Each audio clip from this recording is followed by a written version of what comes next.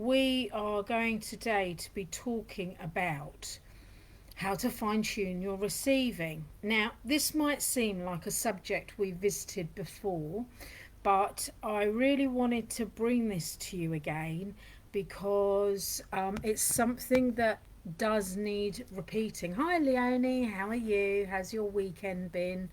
Did you enjoy the sunshine? It was glorious here in North London. I hope it was glorious wherever you were. So I want to talk about fine tuning your receiving from your higher self and from your team, because some of you are asking questions and then not feeling like you're getting the answers that you're looking for. So why not, let's just revisit something that you could do while you're just sitting on the phone doodling. You can connect easily enough and then just practice. So that's what we're going to be talking about today. Say hello if you've joined me, and if you would like a card pulled for you. Um, and the other thing, I think, time permitting, we'll talk about. Hi, Julie, how are you? The other thing I would like to talk about today, and I might talk about in another live in the future, is something called energetic mastery. And it's how we choose to react in the moment to difficult situations, right? So, so those are the two things we're going to talk about: how to receive better from your higher self. So, fine tune your receiving, and secondly, if we have time, we'll talk about energetic maturity, and we'll draw cards for you. So if you would like a card, then that's fine. Yes, of course, Julie, you can have a card. Leonie, if you'd like a card, just let me know, please, in the comments. What did you get up to over the weekend, Julie? Did you have good weather in Liverpool? We had glorious weather down here. I spent some of it in my garden, which was just delightful. So what did you get up to as well? I'm just going to wait for a couple more people to join us, and then we will crack on. A couple of books that you might be interested in if you're into manifesting. One is by Sarah Morgan, and it's called It's Time to Get Your Money Flow On. And it's a really easy to read book. It's not necessarily to do with fine tuning, but I was kind of guided to sort of show you what is in here and talk about it with you a little bit. Hi, Mickey, how are you? How's your week been? How are your annoying managers? What are they up to? Okay, so let's we're going to talk about, that's funny. My phone is now giving me a reminder to come live and talk to you all. Family came round to say, oh, lovely. Where are you going on holiday, you lucky duck? Isn't that nice when they come round early? How lovely. Yeah. Did you do like a big spread, or did everyone bring a bit of potluck lunch? That sounds so nice, though. Good that you could get to celebrate that. Okay, so let's talk about emotional tuning, because I want to crack on with this. Sorry, fine tuning from your higher self. I'm getting myself mixed up with the other thing I was talking about. Right, so the ones that you might know about are things like your energetic tell from your higher self. When you connect for the first few times with your higher self, um, they're still annoying. I've requested. Oh, okay, cool. Is that so that you can concentrate on the new energetic stuff, Mickey? Med cruise, very nice. Oh, well, I will envy you while you're away, Julie. It sounds delicious and delightful. So, fine tuning with your higher self. So, some of you will need to practice recognizing your higher self's energetic tell, right? So, when you first connected with your higher selves, how did they make themselves known to you? Right. Hi, Monica. Ah, lovely. Your holiday begins. Where are you off to? That sounds delightful. Everyone's going on holiday. How lovely. So when you first started connecting with your higher self, you would have felt an energetic tell. Do you know what your energetic tell is from your higher self? So for me, It's a sensation of being stroked in various places. Sometimes it's my cheek, sometimes it's on my forehead, by my higher self. And sometimes I still feel it, you know, if I'm having a bad day or I just feel kind of not my normal chipper self, I can often feel Athalia just doing this to my face and just helping me feel better. So, what is your higher self's energetic tell? Do you know? Another really simple way to, it's like a strike on your, what, like a punch. I know someone has used to have an itchy armpit, which I always thought was slightly inconvenient if you were out in public. um, but yeah, that sounds quite a dramatic one. Like she really wants to get your attention, Mickey. Julie, do you know what yours is at all? Um, so a second way of fine tuning is to ask for a song, right? A song that you can recognize them by. You feel a tingling starting in your stomach. And, oh, that sounds nice. Do you do a whole body shiver? But that sounds nice. So you can, another way to really fine tune your receiving is to ask for a song. So it'll be one specific song, and that when you ask for it, you will hear it in some shape or form. So I've mentioned before in the group that there is a song that Athalia plays me whenever she wants me to know that she's around. And she does it particularly when I'm having a hard day, you know, when maybe I've got loads to do and I'm thinking, oh my God, how am I going to have the energy to do all of this? This song comes on. And for me, it's Clean Bandit Symphony. So, have you asked your higher self for a specific song that they can play for you? And you will be astonished at how they will make sure you get to hear the song. It could be you suddenly see the lyrics somewhere. It could be that you hear it on the radio or on a TV ad. It could be that you've gone to see someone and they say, have you heard this song? And it's your song, right? So you want to also just be open to that song. Gloria Gaynor, I Will Survive. Good song. Really good song. And I like that, Mickey, because for you it has real personal meaning, right? It feels really comforting. For me, Symphony feels like I'm doing something alongside and in partnership with my team, and that always gives me a real lift as well. The word symphony, that's what it does for me. Another thing you can do is, do you know what your higher self looks like? Have you ever asked them to guide you to an image of what they look like? I'm just going to mute a message group that's going on. Hang on. So have you ever asked them what they look like? So Athalia's closest approximation that she took me to was actually of an Egyptian queen, who I can't remember quite how long ago it was, but it was from quite a long time ago. She had the most regal looking face, really gorgeous energy. There was real authority, there was real regalness. There was beauty, there was calm, there was a whole load of kind of sensations radiating off this image.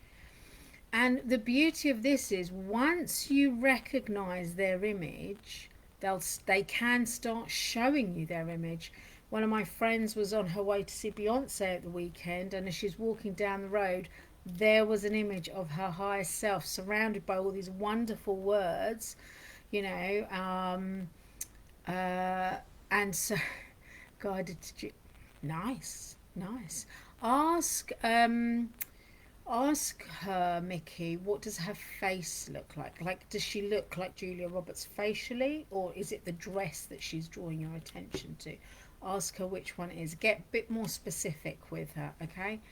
But so as I was saying, a friend of mine, she was going to Beyonce's concert on Saturday. She's walking down the road in Tottenham, and there is a picture of her higher self, surrounded by all these positive words like strength, positivity, abundance, love, all these kind of wonderful words. And she just said, she was like, I couldn't believe it. There was a picture of my higher self, right? So this is another way that you're fine tuning your receiving, because you're being open to the signs of what is being shown to you. And then there are more practical things. Okay. Yeah. So with Hannah, for example, like I feel she's quite tall, but don't go on what I'm saying. Feel into what Hannah looks like. And one of the ways, so the way Athalia got me to know how she looks, she guided me to Google actually, and she gave me a couple of words to Google. And then as I went through the images, she just went, stop. And that was the image that she gave me. I wonder if I can share the image with you. Let me have a look and see if I can.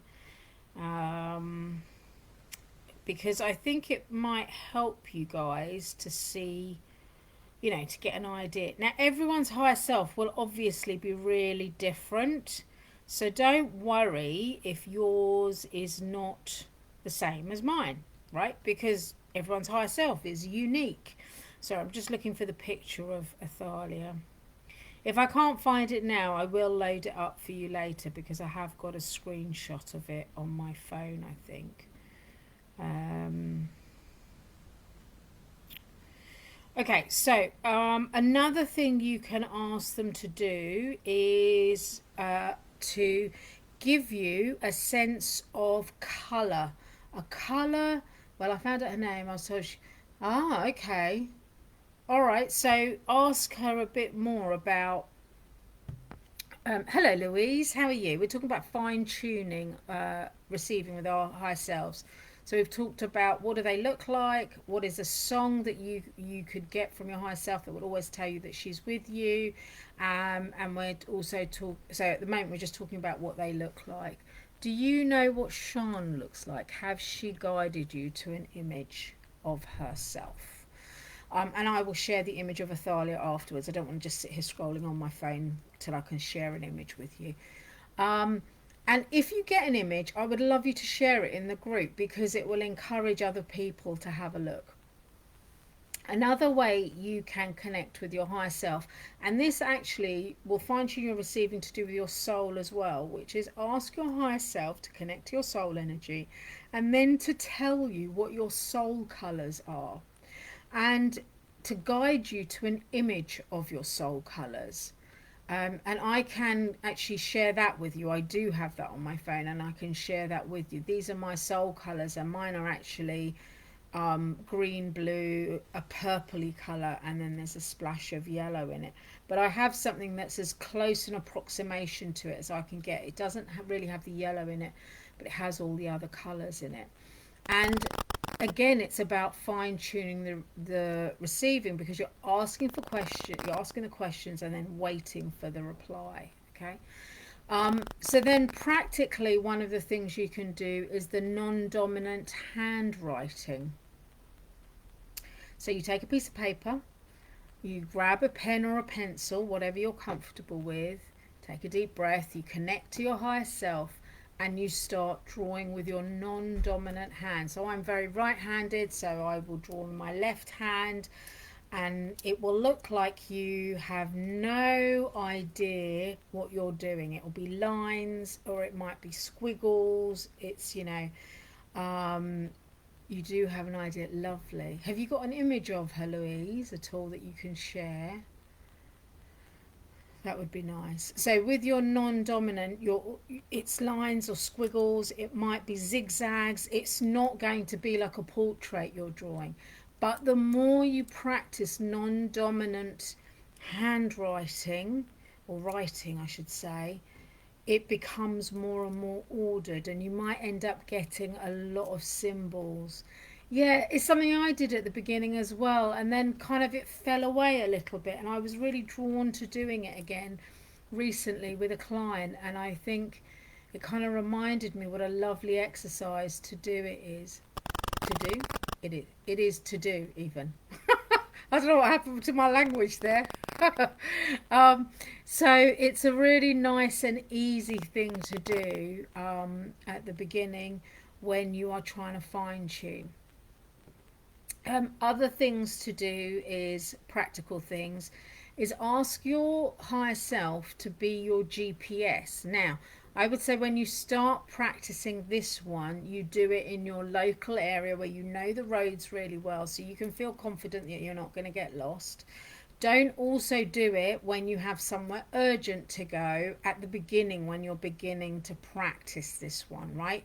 You want to do it once it's really practiced, you can use it all the time. So the first time I did it was I asked my higher self Athalia to guide me to my local supermarket.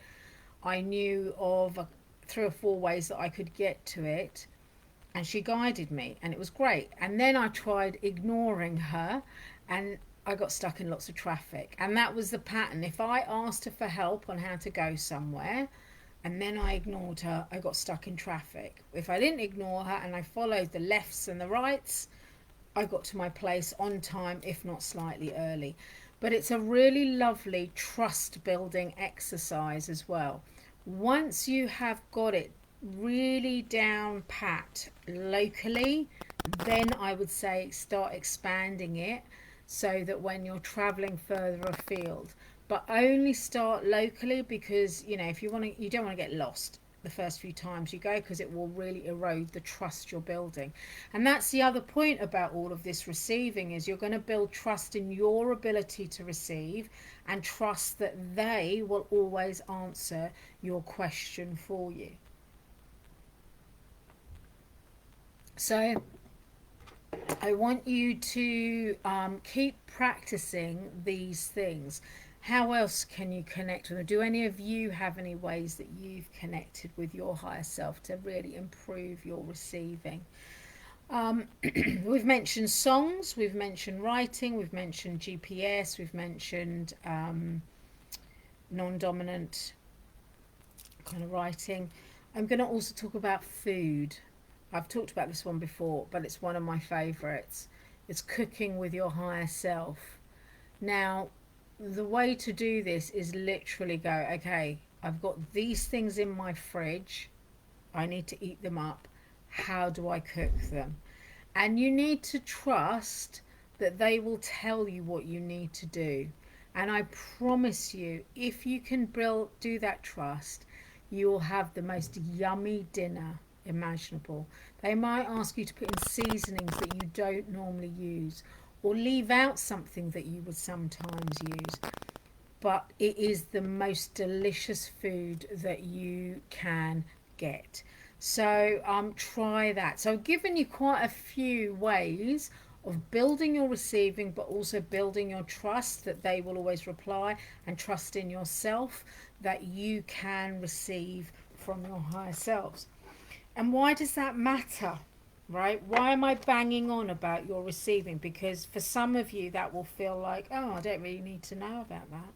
I've been receiving really well. Because it's about trust, right? You don't want your teams to just help you occasionally. You want your teams to help you all the time. You want to get in the habit of talking to them all the time. You want to get in the habit of turning to them and going, okay, what is the simplest and easiest way forward for this? Is this the right thing for me to do in this minute? So I'll give you an example. I've had a slight health problem, nothing serious, but it's persistent. And I spoke to Athalia about it recently, and I said to her, what do I do about it? Do I need to do something about it? She goes, yeah, I think you do need to. It's nothing serious, nothing for you to worry about. They're not going to find anything, but I want you to start this process. And then last night, I had to go for some scans this morning, and then last night she just went to me, they won't find anything, you have absolutely nothing to worry about. And I was like, well, why am I going? And she said, because this thing that's been on my mind, this kind of mild thing that's been on my mind, she said it's been creating a bit of a habitual loop of worry. And it's worry I don't need to carry. It's irrelevant. It's not a true thing. And because I trust her so much, I was like, oh, okay, so I'm going to go along. They're not going to find anything. I'm going to come away and I'm going to be like, oh, I don't need to think about that anymore. She said, exactly, that's exactly it. And in that relief, it means I'm not generating any low vibration, I'm not generating any fear, and therefore my transitional vibration, my daily vibration, will stay higher. Okay. So this is what I want you guys to do. I want you to practice your receiving in as many ways as you can think. And I would even go as far as to say, ask your higher self, how would they like to practice receiving and connecting with you, or connecting and receiving with you? How would they like to improve that connection with you so that you are talking to them all the time? One of the benefits of connecting to them this way is that you do experience more ease, you do experience more trust in your life, you do experience less overwhelm, less tension, less exhaustion, and instead you feel more ease, more simplicity, you get more answers quickly, you go into difficult situations but feeling much calmer and good about it, so you don't have that kind of adrenaline rush that you then leaves you feeling exhausted. You feel more balanced in life. There are so many benefits. I could go on and on and on about this. So I want you really to be kind of pay attention to your receiving. It's such a basic thing, but so important. I'm going to start doing cards. Louise, would you like a card at all? Let me know, please. Julie, I would love to know a bit more about Hannah, and that she's a Bosnian. I would really love to know about that. Okay. The other thing you can do, actually, which they're really kind of authority is asking me to talk to you guys about, is ask your higher selves what collectives they're from. We've talked about collectives before. Ask them questions like, what collective are you from? What are the characteristic traits of that collective? Ask them, is it a big collective or is it a small collective? For example, there's one collective I know called Charian. There's only 12 members of it, but there are others that have got millions in them, and within that they have smaller collectives within that original one. So talk to them about what collective they belong to. So you're in the Abraham collective. Okay, what are the characteristics, Mickey, of the Abraham collective? Right. Hi, Lucy. So we've just been talking about how to fine tune your receiving. So do go back and listen to this and practice it. It's such a basic thing, but it makes a huge difference to your receiving. And also let me know. Oh, you said, can I have a card? Of course you can have a card. So ask yourselves, what collectives are they from? What are the characteristics? Is it a large or small one? Do they have a specific purpose? Do they have anyone famous, anyone notorious in that collective? And who amongst your wider non-physical team is from that collective, right? Get to know your wider team, right? Then ask in your wider team, what collectives do they belong to? Who are they? You know, what are they do? What are their characteristics? So I'm a Ophelia. Well, I was a Ophelia when I was in the Solution of God, Lucy. In Evolve You, they don't exist in the same way, but I was a Ophelia as well. I think Louise was Adam Collective. Don't know about Monica or Julie. So these are some of the questions you can be asking, because they want to get to know you as much as you want to get to know them. But you have to ask the questions, okay? But I want to leave you with the reminder of just keep trying to align and finesse your connection to your teams. This is really basic but important work. And for many of you who are like, I don't receive very well, just keep practicing this. I promise you, it will get better. So I'm going to love you and leave you for tonight. It's a slightly shorter live than normal, but I think there's a lot of information that you could all use, and I hope that you rewatch it, use the hashtag replay, and we will go from there. Take care now and look after yourselves. Have a good week. Bye bye.